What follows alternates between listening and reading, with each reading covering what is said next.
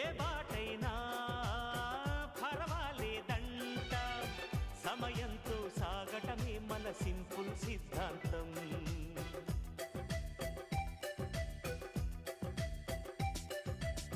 చిరుగాలికి పరిమళమిచ్చే సిరిమల్లెల వనమై ఉందాం, గగనాన్ని నేలను కలిపే హరివిల్లుల బంతెన అవుదాం. ఆనందం అంటే అర్థం మనమందా, ప్రతి పూట పాతై సాగే హుషారు సరిగమలో.